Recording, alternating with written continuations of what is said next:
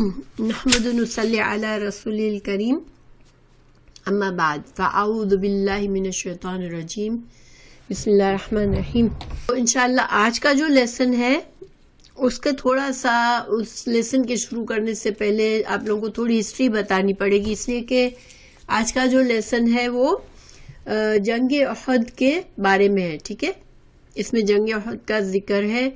تو تھوڑا بہت آپ لوگوں کو اس جنگ کے بارے میں مجھے اور بیک گراؤنڈ، ان آیات کا بیک گراؤنڈ مجھے بتانا ضروری ہے، تو وہ انشاءاللہ پہلے میں بتاؤں گی. سورہ آل عمران میں شروع میں جو ہے مرکزی مضمون جو ہے ہر سورہ کا ایک مرکزی مضمون ہوتا ہے. حالانکہ قرآن کی آیاتیں اس طرح سے آتی ہیں کہ ہمیں ایسا لگتا ہے بظاہر کہ کوئی تسلسل نہیں ہے. ٹھیک ہے، ایسا لگتا ہے کہ بس اللہ تعالیٰ آیاتیں نازل فرما رہے ہیں، کبھی یہ بات ہو رہی ہے کبھی وہ بات ہو رہی ہے، لیکن اس میں گہرا ربط ہوتا ہے. آیات میں ایک دوسرے سے صورتوں میں بھی ایک خاص مضمون ہوتا ہے، جو کہ اگر پوری صورت کا ہم جائزہ لیں تو ہمیں وہ مضمون واضح نظر آتا ہے. اسی طرح آیتوں کا بھی ایک ربط ہوتا ہے اور ایک دوسرے سے تعلق ہوتا ہے. ٹھیک ہے، تو انشاءاللہ سورہ آل عمران کا جو مین مرکزی مضمون ہے وہ کیا ہے کہ اسلام کو تمام ادیان پر غلبہ حاصل کرنے کی تدبیریں بتائی اللہ سبحانہ تعالیٰ نے. یعنی کہ آپ کو پتہ ہے کہ اسلام اللہ کا سچا دین ہے، اور شروع سے اللہ سبحانہ تعالیٰ نے انبیاء کرام کو بھیجا، اور جس دین کو تمام انبیاء نے سکھایا وہ اصل میں یہی تھا، اسلام ہی تھا کہ اللہ کی توحید اور اللہ کی فرما برداری کے ساتھ اللہ کے بندے بن کے رہے، رسولوں کی اور اللہ کے رسولوں کی بھی فرما برداری کریں اور ان کی تعلیمات کے مطابق زندگی گزارے. تو یہ ہے اسلام، اپنے آپ کو سپرد کر دینا. مسلم وہ ہوتا ہے جو اپنے آپ کو سپرد کر دیتا ہے. تو اللہ سبحانہ تعالیٰ نے تو شروع سے یہی تعلیم دی، لیکن آپ لوگوں کو پتہ ہے کہ ہر نبی کے آنے کے بعد کچھ عرصے کے بعد لوگ بھٹک گئے، اصل دین میں تبدیلیاں کر لی اور اپنی مرضی کا دین بنا لیا. تو اللہ سبحانہ تعالیٰ نے رسول اللہ صلی اللہ علیہ وسلم کو بھیج کے، چونکہ آپ آخری نبی ہیں، تو آپ صلی اللہ علیہ وسلم کے ذریعے اب جو ہے اس دین اسلام کو دنیا پر غالب کرنا ہے، اللہ کے تمام بندوں تک اللہ کا پیغام پہنچانا ہے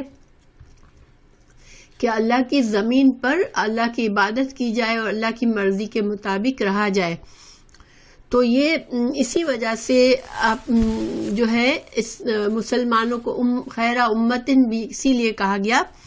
کہ اب اس امت کی یہ ذمہ داری ہے کہ اللہ کی زمین پر اللہ کے دین کو غالب کرے. تو سورہ آل عمران کا جو ٹاپک ہے، جو مضمون ہے، جو مین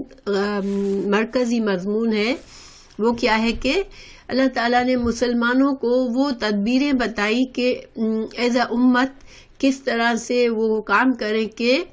اسلام سارے مذہبوں پر غالب آ جائے اور اللہ کے زیادہ سے زیادہ بندے اس دنیا میں اسلام کے اندر ہو کے رہے. ٹھیک ہے، تو یہ تو مرکزی مضمون ہے سورہ آل عمران کا. ہم نے دیکھا کہ شروع سے جو آیات جیسے سورہ آل عمران شروع ہوئی تو اس میں کس وفد سے کس قوم سے زیادہ بات ہوئی، کس قوم کی زیادہ بات ہوئی تھی، آپ لوگوں کو کسی کو پتہ ہے؟ جیسے سورہ بقرہ میں یہودیوں کے بارے میں زیادہ باتیں کی گئی، ان کے جرائم بتائے گئے، ان کو اسلام کی دعوت دی گئی. سورہ آل عمران میں عیسائیوں کے بارے میں باتیں ہوئی. ٹھیک ہے، انشاءاللہ آپ لوگوں کو یاد ہوگی جیسے نجران کا وفد آیا تھا اور عیسائیوں کے بارے میں باتیں ہوئی تھی. ٹھیک ہے، تو اللہ سبحانہ تعالیٰ نے شروع سے لے کر آیت نمبر 101 تک تو حضرت عیسیٰ علیہ السلام کے بارے میں بات کی. عیسائیوں کو دعوت اسلام دی گئی، ان کے عقائد کی غلط عقائد کی اصلاح کرنے کی کوشش کی گئی اور ان کو اسلام کی سچے دین کی دعوت دی گئی. پھر آیت 1 اور 2 سے 120 تک اللہ سبحانہ تعالیٰ نے امت مسلمہ کو سے خطاب فرمایا اور امت مسلمہ کو ان کی ذمہ داری بتائی کہ تم خیر امت ہو اور تمہاری ذمہ داری کیا ہے، تم اخرجت للناس، تم کو لوگوں کے لیے بنایا گیا ہے، یعنی کہ تمہاری جو خیر امت بنانے کا مقصد کیا ہے کہ دوسرے انسانوں کو اسلام کا پیغام پہنچانا ہے، تم کو ایک بہترین نمونہ بننا ہے اور اسلام کو غالب کرنا ہے۔ پھر انہی آیات میں مسلمانوں کو سمجھایا کہ اسلام کے دشمن جو ہے وہ تمہارے خلاف چالے چلیں گے، وہ تم کو آسانی سے تمہارا کام نہیں کرنے دیں گے، وہ تم کو تمہارے دین سے بھی پھیرنے کی کوشش کریں گے۔ تو مسلمانوں کو مختلف آیات میں ان کو سمجھایا گیا کہ تم ان کی چالوں سے بچو اور تم جو ہے وہ تم ان کے بارے میں اچھا ظن رکھتے ہو، تم اچھا سوچتے ہو، تم ان سے محبت کرتے ہو، مگر وہ تم سے محبت نہیں کرتے، وہ تم سے بغض رکھتے ہیں، اور تم ان کو اپنا دلی دوست مت بناؤ اور اپنا رازدار مت بناؤ، ورنہ یہ تمہاری جڑ کاٹ دیں گے۔ لا تتخذوا بطانۃ من دونکم، وہ تمہیں اسلام سے پھیرنے کی کوشش کریں گے، تم ان کو اپنا دلی دوست مت بنانا۔ انہی آیات میں مسلمانوں کو خارجی پالیسی ہوتی ہے، دیکھیں ہر ملک کی خارجی پالیسی ہوتی ہے کہ اس ملک کو دوسرے ملکوں کے ساتھ کس طرح سے ریلیشن رکھنے ہیں۔ تو اسلام مسلمانوں کو سمجھایا گیا کہ ایز اے امت تم نان مسلم امتوں سے کس طرح سے تم کو پالیسی کرنی ہے۔ ان کو سمجھایا گیا کہ تم جیسے کہ ان کے ساتھ اچھی طرح رہ تو سکتے ہو، لیکن ان کو اپنا دشمن سمجھو۔ جو لوگ دشمن ہیں نان مسلم میں، دیکھیں جو بھی آج ہم دیکھتے ہیں نان مسلم، تو سارے لوگ مسلمانوں کے دشمن نہیں ہیں، ٹھیک ہے، تو ہم ایک اسٹیریو ٹائپنگ نہیں کر سکتے، لیکن خراب حالات میں ہم دیکھتے ہیں کہ ایز اے قوموں کی حیثیت سے مسلمانوں کے خلاف یہودیوں کی حکومتیں بھی ہیں اور عیسائیوں کی حکومتیں بھی ہیں، کافروں کی حکومتیں بھی ہیں، کیونکہ یہ ملکی سطح پر بات ہو رہی ہے، as a person to person بات نہیں ہے، ٹھیک ہے۔ سورہ آل عمران میں یہ نہیں کہ میرا نیبر کوئی عیسائی ہے تو میں اس کو دشمن سمجھوں، ٹھیک ہے، ان کے ساتھ میں اچھا سلوک کر سکتی ہوں، مگر ان کو دلی رازدار تو نہیں بنا سکتے ہم کسی کو بھی، لیکن ایز اے امت سمجھایا گیا کہ ایز اے امت، as a Malik, as a مسلمانوں کی جماعت کے طور پر تمہیں کس طرح سے ان کے ساتھ واسطہ رکھنا ہے۔ پھر آیت نمبر 20 میں اللہ تعالیٰ نے ان کو سمجھایا کہ ان کی چالیں، جو یہود اور نصارہ اور نون مسلم تمہارے خلاف چالیں چلیں گے، لیکن اگر تمہیں دو چیزیں بتائی مسلمانوں کو، ٹھیک ہے، ایک تم صبر کرو اور ایک تقویٰ کرو، تو ان کی چالیں تم کو ایسا حقیقی نقصان نہیں پہنچا سکیں گی، وقت ہی کبھی تکلیف ہوگی، اذیت ہوگی، لیکن وہ تم پر غالب نہیں آ سکیں گے اور تم کو حقیقی نقصان نہیں پہنچا سکیں گے۔ اگر جنگ بھی کریں گے تم سے تو وہ تم پر غالب نہیں آ سکیں گے۔ لیکن مسلمانوں کو دو اہم باتیں بتائی، ایک صبر اور ایک تقویٰ، آیت نمبر 20 میں۔ تو آیت نمبر 20 میں صبر کس معنی میں ہے کہ دین اسلام پر ہر حال میں تمہیں جم کر رہنا ہے، اللہ کی رسی قرآن اور حدیث کو مضبوطی سے تھامنا ہے اور آپس میں فرقہ واریت سے بچنا ہے۔ مسلمانوں سے تمہیں دشمنی اور مسلمانوں سے جھگڑوں میں تم پڑ جاؤ گے آپس میں تو تمہاری قوت ٹوٹ جائے گی۔ تو یہ صبر جو ہے یہاں پر کس معنی میں، دیکھیں صبر جو ہے یہ صرف یہی نہیں ہوتا کہ انسان کے اوپر کوئی مصیبت آئی تو اس پر صبر کرے، صبر انسان کو اللہ کے دین پر جم کر رہنا اور اللہ کے دین کے مطابق اپنی زندگی گزارنا، گناہوں سے بچنا، ان سب چیزوں کے لیے صبر چاہیے ہوتا ہے۔ تو صبر کے ساتھ یعنی کہ تم اس دین پر ہر حال میں جمے رہو، اللہ کی رسی کو پکڑ کے رکھو اور آپس میں مسلمانوں سے فرقہ واریت نہیں کرو۔ اور تقویٰ کس معنی میں یہاں پر؟ تقویٰ جو ہے کسی بھی حال میں اللہ اور اللہ کے رسول کی نافرمانی مت کرو، لوگوں کے ڈر سے اللہ کو ناراض مت کرو، اللہ کا ڈر ہر چیز سے زیادہ اوپر ہونا چاہیے، چاہے آگے تمہارے کسی سے بھی تم ڈیلنگ کر رہے ہو، اگر وہ تم سے ناراض ہوتا ہے کوئی بات نہیں، اگر اللہ کی ناراضگی سے تم بچ سکتے ہو اگر، تو اس کی ناراضگی کی پرواہ نہ کرو۔ تو یہ آیت 120 میں سمجھایا گیا۔ یہ آیت 120 کے بعد ہم 121 پر پہنچے ہوئے ہیں، تو یہ سارا بیک گراؤنڈ میں نے آپ کو سمجھایا، ٹھیک ہے۔ اب آیت 121 سے اللہ سبحانہ وتعالیٰ جنگ احد کے بارے میں ذکر کریں گے۔ تو جنگ احد کا ذکر کرنے کی یہاں کیا حکمت ہے کہ جنگ احد وہ جنگ تھی جس میں مسلمانوں کو شکست ہوئی تھی، ٹھیک ہے، اور مسلمانوں کو شکست کی وجہ یہ تھی کہ اجتماعی طور پر مسلمانوں میں کچھ کمزوریاں تھیں، ان میں وہ صبر وہ تقوی انہوں نے نہیں دکھایا جنگ احد میں، جو ایک مسلمان قوم کے لیے ضروری تھا تاکہ وہ نان مسلم کے اوپر غالب آ سکے، ٹھیک ہے۔ تو یہ اس وجہ سے ان کو شکست ہوئی۔ اللہ سبحانہ تعالیٰ نے، دیکھیے کوئی بچہ جب کوئی غلطی کرتا ہے اور اس کو تکلیف پہنچتی ہے، بچے کو ہم سمجھاتے ہیں تم گر جاؤ گے، یہ مت کرو، چوٹ لگے گی، تو وہ نہیں سنتا، لیکن جب گرتا ہے چوٹ لگتی ہے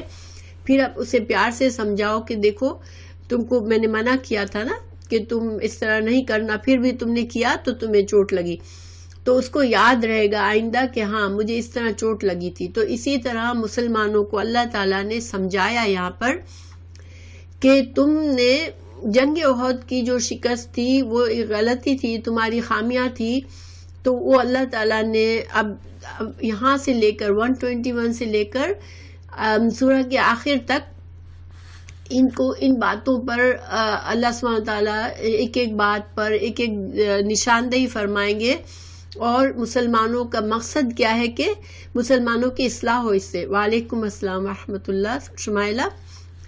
تو مقصد یہ تھا کہ مسلمانوں کے اندر جو اجتماعی کمی رہ گئی ہے ابھی، جس کی وجہ سے وہ ابھی خیر امت کا کام نہیں کرنے کے پوری طرح قابل نہیں ہے اور اسلام کو غالب کرنے کے قابل نہیں ہے، تو یہ اپنی غلطی کو سمجھے اور اپنی غلطیوں کو دور کر کے مضبوط قوم بنے۔ اور ساتھ ہی ساتھ جنگ احد کے ساتھ اللہ سبحانہ تعالیٰ نے مثال کے طور پر یہاں پر ان آیات میں آج کے سبق میں آئیں گی وہ آیات کہ جنگ بدر کا بھی ذکر کہ یہ 2 ہجری میں ہوئی تھی، اور مشرکین مسلمان اس وقت بہت کمزور تھے، مسلمان اس وقت جنگ کے لیے نہیں گئے تھے، مسلمان اس وقت صرف ایک قافلے کے پیچھے گئے تھے، صرف 313 کے قریب مسلمان تھے، اور ان کے پاس کوئی جنگی سامان اتنا نہیں تھا، بہت ہی جیسے کمزور حالت میں تھے، جبکہ ان کو جب نکلے تو پتہ چلا کہ مشرکین کا 1000 سپاہیوں کا لشکر پورے ساز و سامان کے ساتھ پورے جوش و خروش کے ساتھ ہم سے لڑنے کے لیے آ رہا ہے، مگر اس وقت سارے مسلمانوں نے بہت زیادہ آپس میں تقوی تھا ان کے اندروں میں، کیونکہ ابھی اس میں منافقین شامل نہیں ہوئے تھے، اس میں بہت سے نئے مسلمان نہیں تھے، اس میں زیادہ تر مہاجرین تھے، اور جو انصار تھے وہ بھی بڑے بڑے صحابہ تھے، تو انہوں نے بہت تقوی سے کام لیا اور آپس میں یونائٹڈ رہے۔ رسول اللہ صلی اللہ علیہ وسلم سے کہہ دیا کہ ہم آپ کے پیچھے چلیں گے، آپ ہمیں جو کہیں گے، آپ کہیں گے کہ دریا میں کود جاؤ تو ہم دریا میں بھی کود جائیں گے۔ تو یہ اللہ سبحانہ تعالیٰ کو ان کی یہ یونٹی، ان کا یہ تقوی، ان کا صبر ان کو پسند آیا اللہ سبحانہ تعالیٰ نے، اور جنگ بدر میں اللہ نے ان کے لیے فرشتے بھیج دیے اور اتنی شدید قسم کی شکست دی دشمنوں کو کہ ان کے 70 بڑے بڑے سردار جو کہ مسلمانوں کے بہت سخت دشمن تھے وہ سب مارے گئے، اور 70 قیدی بن گئے، اور بہت سا ساز و سامان مسلمانوں کو ملا تھا۔ تو اللہ تعالیٰ نے دونوں جنگوں کا یہاں ذکر فرمایا اور مقابلہ بتایا کہ دیکھو تمہارے صبر اور تقوی کا نتیجہ کیا ہوا کہ تم کو اللہ کی مدد آئی، اور جہاں تم نے آپس میں فرقہ واری کی، تم نے مال کی محبت کی، دنیا کی حرص میں پڑ گئے، رسول اللہ صلی اللہ علیہ وسلم کی نافرمانی کی، تو تم جو تھے وہ دشمن کے ہاتھ تم کو نقصان پہنچا، اور 70 صحابہ شہید ہو گئے تھے جنگ احد میں، اور اس میں رسول اللہ صلی اللہ علیہ وسلم کے چچا بھی تھے حضرت حمزہ، اور رسول اللہ صلی اللہ علیہ وسلم خود بھی زخمی ہو گئے تھے، اور مسلمانوں کو بہت سخت حالات کا سامنا پڑا تھا، اور اس کے بعد مسلمانوں کا بہت سے کمزور مسلمان جو تھے وہ گھبرا گئے کہ لو ہم تو مسلمان ہیں، اللہ نے ہماری مدد کیوں نہیں کی؟ اگر اسلام دین سچا ہے، اللہ کے نبی سچے ہیں، تو ہم کو تو ہر حالت میں جیتنا چاہیے تھا۔ مگر اصل میں ایسا نہیں ہے۔ اللہ سبحانہ تعالیٰ اسباب کے پردوں میں کام کرتے ہیں۔ اللہ تعالیٰ ہمیں کبھی چوٹ پڑتی ہے یا ہمیں کبھی منہ کی کھانی پڑتی ہے تو اس میں ہمارا قصور ہوتا ہے۔ اگر ہم سکون سے سوچے تو ہمیں اپنی مسٹیکس نظر آتی ہیں۔ اللہ سبحانہ تعالیٰ یہ نہیں کہ ہر معاملہ اللہ تعالیٰ میریکلز اور بڑے بڑے کرشمے کر کے مسلمانوں کو نہیں آگے بڑھائے گا۔ ہاں فرشتے بھی نازل ہوئے، کرشمے بھی ہوئے، لیکن کب؟ جب مسلمان اکٹھا تھے، مسلمان اللہ کے تقویٰ تھا، ان کے دل ایمان سے بھرا ہوا تھا، تو یہ بھی ہوتا ہے۔ لیکن اگر مسلمانوں کے اندر خود کمزوری تھی تو اللہ تعالیٰ ان حالات میں پھر اللہ تعالیٰ نے ان کو مسلمانوں کو تکلیف پہنچی مشرکین کے ہاتھوں، ٹھیک ہے۔ تو یہ تو کائنڈ آف اس کا بیک گراؤنڈ تھا آج کے سبق کا۔ دیکھیں جنگ احد کے تھوڑا سا یہاں پر ہمیں بتایا گیا ہے کہ جنگ احد جو ہے وہ کب ہوئی تھی؟ شوال 3 ہجری میں، ٹھیک ہے، تیسرا سال تھا۔ اور اس کی وجوہات کیا بنی تھی کہ جنگ بدر جو کہ 2 ہجری میں ہوئی تھی، اس میں قریش کو بہت بڑا نقصان پہنچا تھا۔ اللہ تعالیٰ نے مسلمانوں کو ایک عظیم فتح دی تھی اور قریش کے 70 آدمی مر گئے تھے، 70 بڑے بڑے سردار مر گئے تھے، 70 لوگ ان کے قید ہو چکے تھے، مسلمانوں کی قید میں آئے تھے، اور ان کا بہت سا سامان اور لوز ہوا تھا، اور ان کی بے عزتی بہت ہوئی تھی۔ پورے عرب میں ایک شور مچ گیا تھا کہ مسلمانوں نے قریش کو ہرا دیا، کیونکہ قریش جو تھے وہ ان کی حیثیت عرب میں سرداروں کی سی تھی، ان کی بڑی عزت تھی، تو ان کو ہرانا جیسے بہت بڑی بات تھی۔ تو قریش جو تھی وہ اس غم میں بہت زیادہ غصہ تھا ان کے اندر کہ ہمیں مسلمانوں سے بدلہ لینا ہے۔ تو شوال 3 ہجری میں ابو سفیان اس وقت مکہ کا سردار تھا، تو وہ ان کی قیادت میں 3000 کی تعداد میں مشرک نکلے لڑنے کے لیے۔ آپ صلی اللہ علیہ وسلم کو بھی اطلاع پہنچ گئی کہ ایک بڑا لشکر آ رہا ہے مدینہ کی طرف مسلمانوں سے لڑنے کے لیے۔ تو آپ صلی اللہ علیہ وسلم نے کیا کہ مشورہ کیا، مدینہ میں لوگوں کو جمع کیا اور مشورہ کیا کہ یہ سچویشن ہے کہ وہ مدینہ کی طرف بڑا لشکر آ رہا ہے، تو ہم لوگوں کو کیا کرنا چاہیے۔ 2 رائے پیش کی آپ صلی اللہ علیہ وسلم نے۔ ایک یہ تھی کہ ہم اپنے اپنے گھروں میں رہیں، اور جب مدینہ میں دشمن داخل ہو تو ہم اپنی چھتوں سے اور ان کو ہر طرح سے چھپ چھپ کے اپنے گھروں کی دیواروں میں دروازوں میں چھپ کر ان کے ساتھ جنگ کریں۔ دوسری رائے یہ تھی کہ مدینہ سے باہر مسلمان نکلے لشکر بن کے اور وہ فیس ٹو فیس سامنا کرے اس بڑے لشکر کا۔ لیکن 3000 مسلمان تو نہیں تھے مدینہ میں اس وقت۔ تو اب 2 رائے میں سے کچھ لوگوں کی یہ رائے تھی کہ نہیں، ہم مدینہ ہی میں رہیں، یہ ہمارے لیے زیادہ سیف ہے۔ تو اس میں جو منافقوں کا سردار تھا عبداللہ بن ابی، اس نے کیا رائے دی کہ نہیں، ہم مدینہ میں رہ کے لڑیں گے کیونکہ یہ ہمارے لیے زیادہ سیف ہے۔ مگر اس کی اپنی نیت خراب تھی، اس کو پتا تھا کہ اگر مدینہ میں رہ کے لڑیں گے تو کسی کو کچھ پتا نہیں چلے گا کہ کون دشمن کی مدد کر رہا ہے اور کون دشمن سے لڑ رہا ہے، کیونکہ لوگ اپنے اپنے گھروں میں ہوں گے، تو ہمارے لیے ایزی ہوگا کہ ہم دشمن کی مسلمانوں کے ساتھ دوگلاپن کر سکیں۔ یہ اس کا مقصد تھا۔ اچھا، مگر رسول اللہ صلی اللہ علیہ وسلم کو کچھ پرجوش لوگوں نے کہا نہیں، ہم چاہ رہے ہیں کہ ہم مقابلہ کریں۔ تو آپ صلی اللہ علیہ وسلم جو تھے وہ اپنے حجرہ میں گئے اور جنگی لباس جس کو ذرا کہتے ہیں وہ پہن کر آ گئے۔ آپ صلی اللہ علیہ وسلم 1000 لوگوں کا لشکر لے کر نکلے اور جبل احد کی طرف گئے، ٹھیک ہے۔ اب عبداللہ بن ابی چونکہ اندر سے جلا بھنا تھا، اس کو تو لڑنا نہیں تھا جنگ میدان میں جا کے۔ اب اس نے کیا تدبیر کی کہ تھوڑے آگے بڑھ کے پھر اس نے اپنے 300 لوگ اس کے ساتھ شامل تھے، ان کے ساتھ وہ واپس چلا گیا کہ میں جنگ میں مقابلہ نہیں کروں گا کیونکہ آپ لوگوں نے میری رائے کی اہمیت نہیں کی. اب دیکھیں سامنے 3000 کا دشمن کا لشکر ہے، وہ بالکل مدینہ شہر کے کنارے پر پہنچنے والا ہے، اور اتنی سخت حالات میں مسلمان صرف 1000 تھے، اس میں سے بھی 300 لوگ چلے گئے. تو ظاہری بات ہے کہ باقی جو لوگ تھے ان میں بھی تھوڑی سی گھبراہٹ پھیلی، کیونکہ سارے مسلمان تو بہت سے نئے مسلمان بھی تھے اس میں جو ابھی پہلی بار جنگ میں شامل ہوئے تھے. تو وہ تو گھبرا گئے کہ ہم یہ تو بہت ہی سخت قسم کا معاملہ ہے کہ ہم تو 1/3 بھی نہیں ہے دشمنوں کے، تو یہ تو اپنی جان کو بلا وجہ خطرے میں ڈالنا ہے. تو وہ گھبرانے لگے. تو اللہ سبحانہ تعالیٰ نے، چونکہ وہ مسلمان تو دل سے ہوئے تھے، وہ منافق نہیں تھے، تو اللہ تعالیٰ نے ان کے دلوں میں کو مضبوط کیا. اللہ تعالیٰ نے ان کے قدم جما دیے. اس کا بھی انشاءاللہ ذکر آئے گا آیت میں. اعوذ باللہ من الشیطان الرجیم، بسم اللہ الرحمن الرحیم.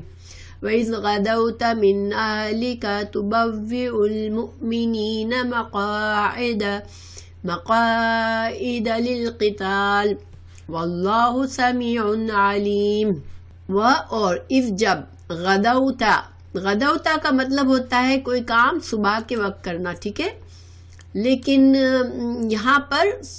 مطلب کیا ہے؟ خرجتا کا مطلب نکلنا، بس کسی وقت بھی نکلنا. تو چونکہ آپ صلی اللہ علیہ وسلم جمعے کا دن تھا اور جمعے کی نماز کے بعد نکلے تھے، بالکل صبح میں نہیں نکلے تھے، اس لیے اس کا مطلب خرجتا، ٹھیک ہے، جب آپ نکلے. من اہلی کا اس کا دوسرا مطلب لوگوں نے کیا ہے کہ آپ صبح میں نکلے پھر جمعہ کی نماز پڑھی، لیکن یہ خرجتا کے معنی میں اگر ہم اس کو سمجھے، جس کو کچھ علماء نے اسی طرح تفسیر کی ہے، تو جب آپ نکلے من اہلی کا اپنے گھر والوں میں سے، تبوئو آپ اس وقت کیا جنگی لباس پہن کر تیار ہو کے نکلے تھے، جو میں نے آپ کو بتایا کہ جب سب کی رائے لے لی اس کے بعد آپ صلی اللہ علیہ وسلم گئے اور جنگی لباس پہن کر نکلے تھے. تبوئو تم بٹھا رہے تھے، بوا کسی کو سیٹ کر رہے تھے، المؤمنین مومنوں کو، مقاعدہ ٹھکانوں پر، مقعد کی جمع ہے مقاعدہ، ٹھکانوں پر، للقتال جنگ کے لیے، یعنی کہ جنگ سے پہلے مورچہ بندی کر رہے تھے آپ صلی اللہ علیہ وسلم. تو مسلمانوں کو جب مورچہ بندی کرائی آپ نے، واللہ اور اللہ تعالیٰ، سمیع علیم، اور اللہ سبحانہ تعالیٰ جو ہے وہ سب سن رہا تھا اور جب سب جان رہا تھا، کیونکہ اللہ کا علم ہر جگہ ہے. اللہ اپنے علم سے ہر بات سنتا ہے اور ہر بات جانتا ہے. ہمارے دلوں کی جو اندر خیالات بھی آتے ہیں اللہ سبحانہ تعالیٰ ان کو بھی جانتا ہے. تو اللہ تعالیٰ سمیع علیم یہاں پر کہنے کا مقصد یہ ہے کہ جو کچھ اللہ تعالیٰ ذکر کر رہا ہے، جو تبصرہ آئے گا جنگ کا، یہ سب اللہ کی طرف سے بتایا جا رہا ہے تم کو، جو کہ سب کچھ جاننے والا ہے، یعنی کہ ہر چیز تم کو اس میں کوئی شک کی ضرورت نہیں ہے، یہ سب کچھ سچ باتیں بتائی جا رہی ہے تم کو. اذ جب ہمت ارادہ کیا، ہم ارادہ کرنا، طائفتانی دو گروہ نے، طائفتن اس کی واحد ہے، جب دو گروہ نے، منکم تم میں سے، ان یہ کہ تفشلا کہ دونوں بزدلی دکھائیں، واللہ اور اللہ تعالی، ولیہما ان دونوں کا مددگار تھا، ولیہما ان دونوں کا. عبداللہ بن ابی اپنے 300 آدمیوں کو لے کر چلا گیا. تو یہ دو قبیلے جو کہ ابھی نئے مسلمان ہوئے تھے، بنو سلمہ، خزرج سے بنو سلمہ اور بنو حارثہ، یہ بنو سلمہ اور بنو حارثہ کے دو قبیلے تھے جن کے دل میں، یہ بخاری کی حدیث بھی ہے کہ ان کے دل میں تھوڑی سی گھبراہٹ ہوئی کہ ہم بھی چلے جائیں، کیونکہ یہ تو بہت سخت جنگ ہو جائے گی اور اس میں ہمارا نقصان ہی نقصان نظر آ رہا ہے. یہ صحیح بخاری کی حدیث ہے کہ جابر بن عبداللہ رضی اللہ عنہ سے روایت ہے کہ انہوں نے کہا کہ یہ آیت ہمارے بارے میں نازل ہوئی ہے، کیونکہ جابر بن عبداللہ ان قبیلوں سے تعلق تھا ان کا. انہوں نے فرمایا جابر بن عبداللہ نے کہ یہ آیت ہمیں بہت پسند ہے، کیونکہ اللہ تعالیٰ نے اس میں ہم اپنے آپ کو ہمارا ولی بتایا ہے. یہ جو ٹکڑا ہے واللہ ولیہما، حالانکہ ان پر تنقید آئی اس آیت میں، لیکن ساتھ ساتھ اللہ تعالیٰ نے یہ بتایا کہ چونکہ اللہ ان کا مددگار تھا تو ان کو اللہ تعالیٰ نے ان کے دل بڑھا دیے، ان کے دل میں سے بزدلی دور کر دی۔ تو دیکھیں یہاں پر ہمیں یہ ایک بات پتہ چلتی ہے کہ جب بعض اوقات ایک انسان مخلص مسلمان ہوتا ہے لیکن کوئی گناہ اس کے دل میں خیال آنے لگتا ہے تو اللہ سبحانہ تعالیٰ اس کی حفاظت فرماتے ہیں اور اس گناہ کو اس سے دور کر دیتے ہیں۔ تو اس میں بھی اللہ تعالیٰ کی مدد آتی ہے، جیسے کہ انسان ایک عادی گناہ گار نہیں ہے لیکن اچھا انسان ہے، اچھا مسلمان ہے، کبھی کسی وجہ سے کمزور ہوتا ہے تو اللہ تعالیٰ اس کی مدد فرماتے ہیں۔ وَعَلَىٰ اور اللہ پر، وَعَلَى اللَّهِ اللہ پر فَلْيَتَوَكَّلْ مومنوں کا کام یہ ہے کہ اب اگر وہ مومن ہے، اگر ایمان رکھتے ہیں اللہ پر تو پھر ہر حال میں اللہ پر بھروسہ کرنا چاہیے۔ چونکہ انہوں نے ہمت آری کہ اب یہ تو جنگ مشکل ہوگی، ان کو چاہیے تھا کہ اللہ پر بھروسہ کریں کیونکہ اللہ تعالیٰ مومنوں کے ساتھ ہوتا ہے اور جس کی مدد اللہ کرے اس کو کوئی نقصان نہیں پہنچا سکتا۔ پھر وَلَقَدْ اور البتہ تحقیق نصر مدد کی کم تمہاری اللہ نے بِبَدْرٍ بدر میں بھی، اور حال یہ تھا، یہ حال یا وال ہے، حال بتا رہا ہے، حالانکہ انتم تم اذلۃ تم بہت کمزور تھے، یعنی اذلہ کمپیریٹیولی تم آج کی نسبت، احد کی نسبت تم زیادہ کمزور تھے، تمہارے پاس فوجی سامان بھی نہیں تھا، جنگ کا سامان بھی نہیں تھا، تم 313 نہتے لوگ تھے، لیکن اللہ نے تمہیں اتنی بڑی فتح دی۔ کیوں دی؟ کیونکہ فاتقوا اللہ، کیونکہ تم اس وقت تم ایمان کی حالت تمہاری بہت زیادہ تھی، مومنوں کی اللہ مدد کرتا ہے تو اس وقت تمہارا ایمان اور تمہاری اللہ پر بھروسہ زیادہ تھا، تقوی زیادہ تھا، تمہارے اندر اتحاد تھا، تو اللہ نے تمہاری مدد کی تھی۔ بعض لوگوں نے کہا کہ اچھا یہ تو بدر کا اللہ تعالیٰ نے یہاں کیوں ذکر کیا، یہ میں نے آپ کو بتا دیا کہ اللہ تعالیٰ نے کمپیریٹیو بتایا کہ احد میں تمہیں نقصان ہوا لیکن بدر میں تمہاری اللہ نے مدد کی تھی۔ فاتقوا اللہ تو تم کو چاہیے، فاتقوا اللہ تو تم کو چاہیے کہ تم ڈرو اللہ سے، یعنی احد میں بھی تم اگر اللہ سے تقوی کرو، لعلکم تاکہ تم تشکرون تاکہ تم شکر کر سکو۔ اب یہاں شکر کا یہاں کیا تعلق ہے؟ دیکھیں شکر کا مطلب ہے اللہ کی نعمتوں کا اعتراف کرنا۔ تو اللہ کی نعمتوں کا اعتراف یہ ہے، اللہ نے ہمیں ایمان دیا، اللہ ہمارا ولی ہے، ہمارا دوست ہے مومنوں کا، تو پھر اس کا شکر کس طرح ہوگا کہ اللہ پر بھروسہ کرے انسان اور اللہ کی کسی حال میں نافرمانی نہ کرے۔ تو اللہ تعالیٰ نے احد کا ذکر کر کے ان کو سمجھایا کہ جن لوگوں نے نافرمانی کی، رسول اللہ صلی اللہ علیہ وسلم کے حکم کی، اور جو لوگ دنیا کے مال کے پیچھے پڑ گئے اور اصل مقصد بھول گئے، ان کو چاہیے کہ وہ اللہ سے ڈرے، تقوی کریں، تاکہ وہ شکر گزار بنیں گے۔ اور شکر گزار بنیں گے تو کیا فائدہ ہوگا کہ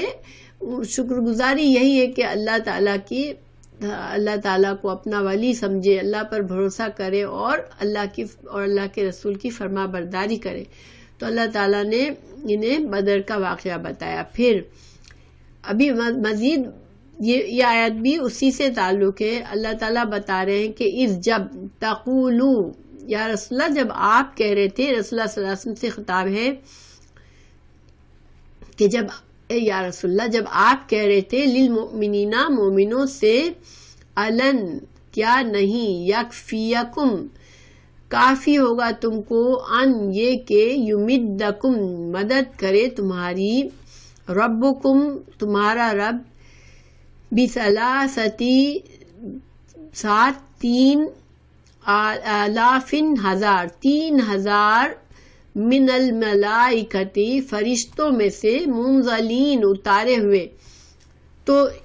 اس آیت کا ترجمہ کیا ہے کہ تمہارے لیے کیا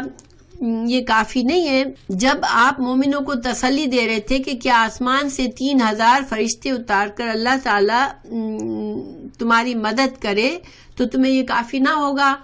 تو تو یہ کب کہا تھا آپ صلی اللہ علیہ وسلم نے؟ اس کے بارے میں علماء کے دو رائے ہیں. ایک یہ ہے کہ یہ جنگ احد کی بات ہے، دوسرے یہ ہے کہ جنگ بدر کی بات ہے. تو جنہوں نے یہ کہا کہ جنگ احد کی بات ہے،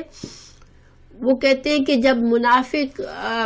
چلا گیا، عبداللہ بن ابی 300 لوگوں کو لے کے چلا گیا، تو رسول اللہ صلی اللہ علیہ وسلم نے مسلمانوں کو ہمت بڑھانے کے لیے کہا تھا کہ تم اگر ہمت رکھو گے، اللہ پر بھروسہ کرو گے، تو اللہ تمہارے لیے فرشتے بھیجے گا. ٹھیک ہے، یہ انہوں نے یہ تفسیر کی اس آیت کی. جن لوگوں نے کہا کہ نہیں، بدر کا اوپر ذکر ہے اور بدر ہی کا بارے میں بتا رہے ہیں کہ بدر میں اللہ تعالیٰ نے، چونکہ بدر میں مسلمان بہت زیادہ کمزور حالت میں تھے، ان کے پاس اسلحہ بھی نہیں تھا، اور وہ جنگ کے لیے نہیں نکلے تھے، وہ صرف قافلے کے لیے نکلے تھے، لشکر کے مقابلے کے لیے نہیں نکلے تھے. تو اس وقت رسول اللہ صلی اللہ علیہ وسلم نے مسلمانوں سے کہا تھا کہ تم اللہ پر بھروسہ کرو گے تو اللہ تمہارے لیے 3000 منزلین، اتارے ہوئے، خاص اس مقصد سے اتارے ہوئے فرشتے کے وہ تمہارے ساتھ جنگ کرے، تمہاری مدد کرے، اس لیے اتارے ہوئے. اس لیے فرشتے تو اور پرپس سے بھی آتے ہیں، لیکن اس آیت میں بتایا گیا کہ خاص اللہ تعالیٰ تمہارے لیے اتارے گا اس تمہاری جنگ میں، ساتھ ساتھ تمہارے شانہ بشانہ لڑنے کے لیے فرشتے اتارے گا. تو تمہیں یہ کافی نہیں ہو جائے گا؟ تو بہرحال زیادہ راجع بات جو ہے، زیادہ لوگوں نے یہی کہا کہ یہ جنگ بدر ہی کا ذکر چل رہا ہے، کہ جنگ بدر میں اس طرح ہوا تھا. اللہ تعالیٰ بتا رہے ہیں کہ جنگ بدر میں یہ بات ہوئی تھی کہ تمہیں رسول اللہ صلی اللہ علیہ وسلم نے تسلی دی تھی. اور پھر اللہ تعالیٰ یہاں پر بتا رہے ہیں بلا کیوں نہیں، ان تصبروا، اگر تم صبر کرو گے. یہ اللہ کا کلام ہے کہ ہاں مسلمان، اللہ کے نبی نے تو وعدہ کیا، اب مگر اللہ تعالیٰ فرما رہے ہیں مسلمانوں سے کہ اگر تم صبر سے کام لوگے، وَتَتَّقُوا، اور تم تقوی کرو گے، وَيَأْتُوكُمْ، اور وہ آئیں گے، یعنی تمہارے دشمن آئیں گے، من فورہم، اپنے پورے جوش کے ساتھ اچانک تمہارے سامنے آ جائیں گے، لڑنے کے جوش سے کے ساتھ، پوری تیاری کے ساتھ. ہذا یمددکم، تو کیا کرے گا؟ مدد کرے گا تمہاری، ربکم، تمہارا رب، بخمستی آلاف، 5000 من الملائکتی، فرشتوں میں سے، مسومینا، جو کہ علامت والے فرشتے ہوں گے، یعنی تم جان لو گے کہ یہ فرشتے ہیں جو ہمارے ساتھ لڑ رہے ہیں، یعنی مسلمانوں کو پتہ بھی چلے گا کہ فرشتے ہمارے ساتھ ہیں. تو یہ دو آیات کا کیا مطلب ہوا کہ اللہ کے رسول صلی اللہ علیہ وسلم نے مسلمانوں کو تسلی دینے کے لیے کہا کہ تم ہمت رکھو گے تو اللہ فرشتوں سے تمہاری مدد کرے گا. تو اللہ تعالیٰ نے کہا ہاں کیوں نہیں کرے گا. مسلمان جس قدر صبر کریں گے، اور صبر کا مطلب یہاں کیا ہے کہ اللہ کے دین پر جمے رہیں گے اور اللہ پر بھروسہ کریں گے، اور کسی حالت میں بھی اللہ کے سوا یعنی کہ جو بھی سامنے مشکل آ رہی ہے اس کا مقابلہ کریں گے، صرف اللہ سے ڈریں گے اور تقوی کریں گے، یعنی اللہ اور اللہ کے رسول کی نافرمانی نہیں کریں گے. تو پھر 3000 تو کیا، تمہارا رب 5000 فرشتے بھیجے گا، اور وہ فرشتے ایسے ہوں گے کہ وہ نشان زدہ ہوں گے، یعنی علامات ہوگی ان کی، اور تم ان کو پہچانو گے کہ فرشتے تمہاری طرف سے لڑ رہے ہیں. اور فرشتے اترے تھے اصل میں جنگ بدر میں. بہت سی احادیث ہے کہ فرشتوں کو دیکھا تھا صحابہ کرام نے، انشاءاللہ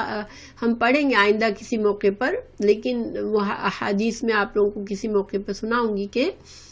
فرشتوں کو باقاعدہ مسلمانوں نے فیل کیا تھا کہ فرشتے لڑ رہے ہیں ان کے ساتھ. تو اللہ تعالیٰ نے اتارے تھے فرشتے جنگ بدر میں. کچھ نے کہا کہ جنگ احد میں بھی اللہ نے فرشتے اتارے تھے، اور یہ بھی ہو سکتا ہے، ظاہری بات ہے اللہ جو چاہے کر سکتا ہے. مگر اللہ تعالیٰ پھر آگے کیا بتا رہے ہیں، وما، اور نہیں، جعلہ، یہ جو فرشتوں کی بشارت ہے اس کی طرف اشارہ ہے کہ اللہ نے یہ جو تمہیں آگے بشارت دی 5000 فرشتوں کی، تو اس کو اللہ تعالیٰ نے بشارت کیوں دی؟ کیا مقصد تھا؟ اللہ، صرف یہ مقصد تھا، بشرا، خوشخبری، لکم، تمہارے لیے، وَلِتَطْمَئِنَّ، اور تاکہ تم مطمئن ہو جاؤ، قلوبکم تمہارے دل بھی ساتھ اس بشارت سے، یعنی تم خوش ہو جاؤ، تمہیں اطمینان ہو جائے کہ ہم اکیلے نہیں، اللہ تعالیٰ نے فرشتوں سے ہماری مدد کی ہے۔ لیکن اصل حقیقت کیا ہے کہ فرشتوں کی ضرورت نہیں ہے اللہ کو، اللہ تعالیٰ ومن نصر نہیں ہے اصل مدد الا مگر من عند اللہ، اللہ ہی کی طرف سے، العزیز جو کہ زبردست ہے، اللہ زبردست ہے، اللہ کو تو فرشتوں کی بھی ضرورت نہیں ہے، اللہ تو خود ہی کافی ہے تمہاری مدد کے لیے، الحکیم حکمت والا ہے۔ تو یہ اللہ کی حکمت تھی کہ اللہ نے تمہیں فرشتوں کی بشارت دی اور فرشتوں کو بھیجا صرف تمہارے دلوں کو خوش کرنے کے لیے۔ آپ امیجن کریں کہ مسلمان بہت کم ہیں اور اتنے بڑے لشکر سے لڑ رہے ہیں، ان کو جب یہ پتہ چلے لڑائی کے دوران کہ ہم اکیلے نہیں لڑ رہے، فرشتے بھی ہمارے ساتھ ہیں، تو ان کا جوش اور ان کا اعتماد اور بڑھ گیا اور وہ بہت زیادہ ہمت سے لڑے۔ تو بس یہ مقصد تھا کہ تم کو خوشخبری دینی تھی تاکہ تمہارے دل مطمئن رہے اور تم لڑائی کی طرف دھیان دو، تم خوف میں نہ پڑ جاؤ بلکہ تم اطمینان کے ساتھ لڑو، ورنہ اصل تو اللہ تعالیٰ خود ہی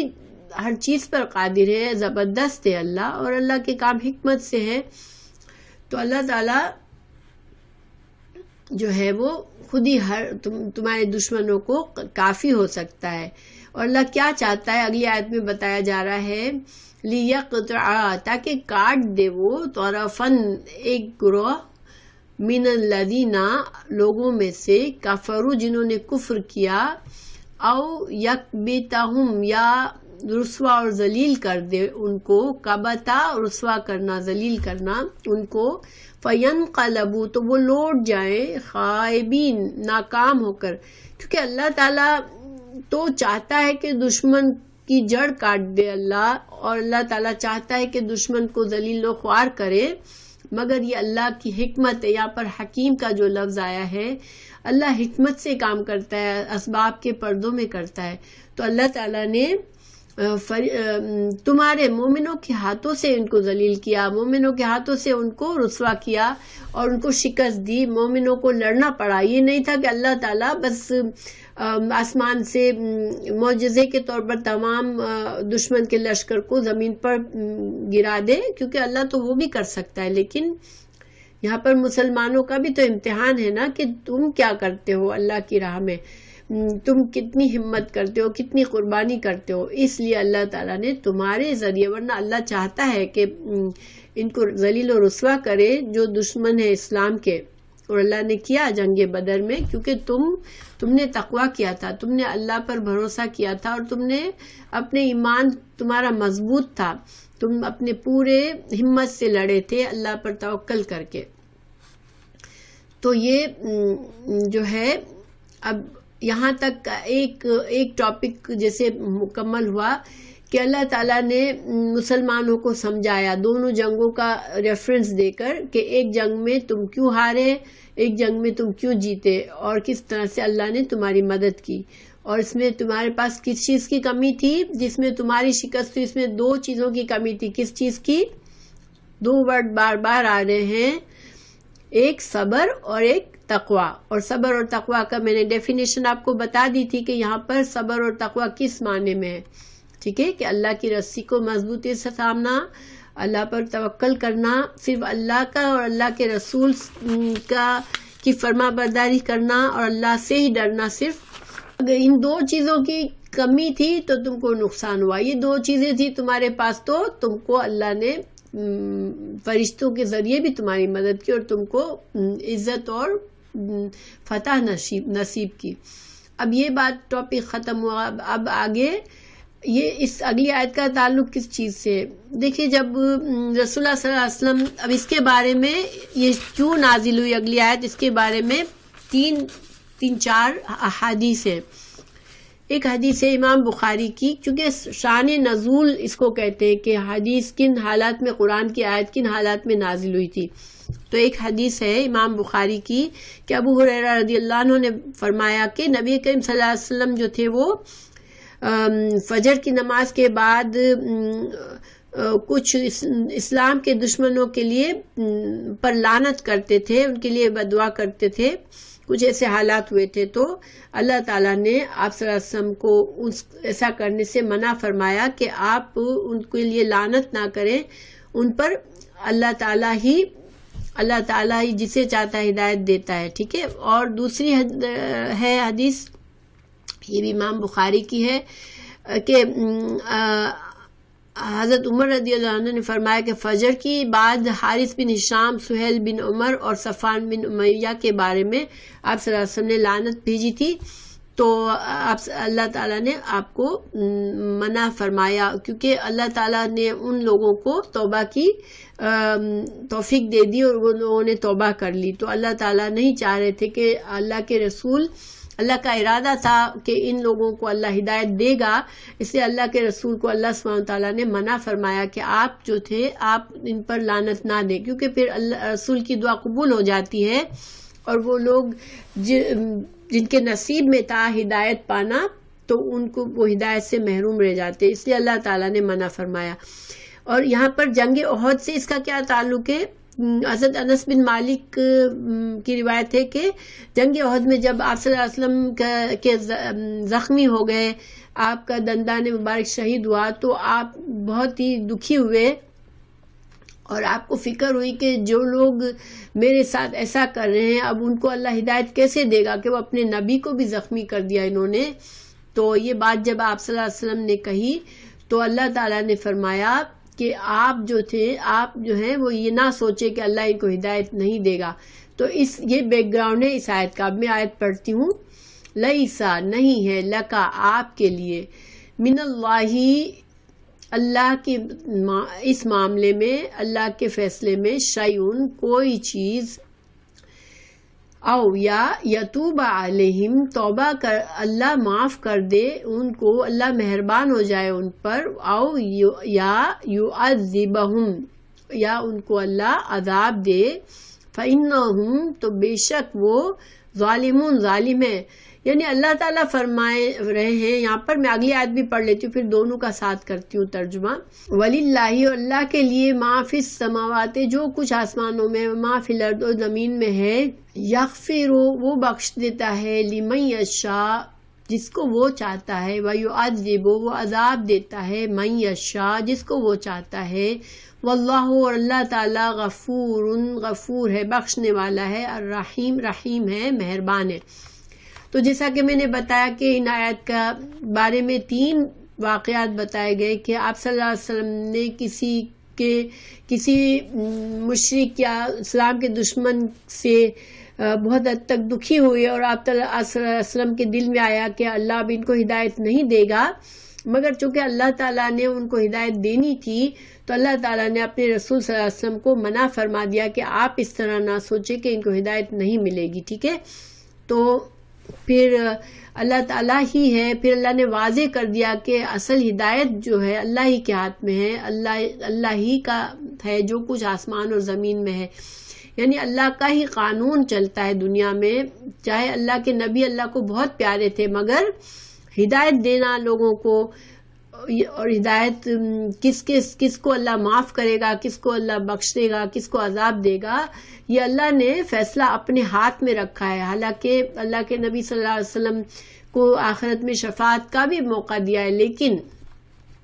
اللہ کس کی توبہ قبول کرے گا کس کی نہیں کرے گا یہ فیصلہ اللہ ہی کا ہے، مگر اللہ تعالیٰ بخشنے والا اور رحیم ہے۔ تو ان آیت سے ہمیں کچھ باتیں پتہ چلتی ہے۔ دیکھیں لفظ ہدایت صرف اللہ ہی دیتا ہے، ٹھیک ہے۔ تو اس کے بارے میں لفظ ہدایت میں نے بہت پہلے آپ کو بتایا تھا کہ ہدایت کے 3 معنی ہوتے ہیں، کسی کو یاد ہے شاید، کہ ایک معنی ہوتا ہے راستہ دکھانا کسی کو، عربی میں اگر کسی نے کسی کو کوئی راستہ بتایا وہ بھی کہا جائے گا کہ اس نے ہدایت دی، ٹھیک ہے۔ لیکن راستے پر چلنے کی توفیق یہ بھی ہدایت کا معنی میں استعمال ہوا ہے کہ اللہ تعالیٰ نے توفیق دی اسے، یعنی اللہ نے اس کو ہدایت دی، اور وہ ہدایت پر قائم رہنے کی توفیق کہ وہ جنت تک پہنچ جائے وہ بھی اللہ کی طرف سے ہوتی ہے۔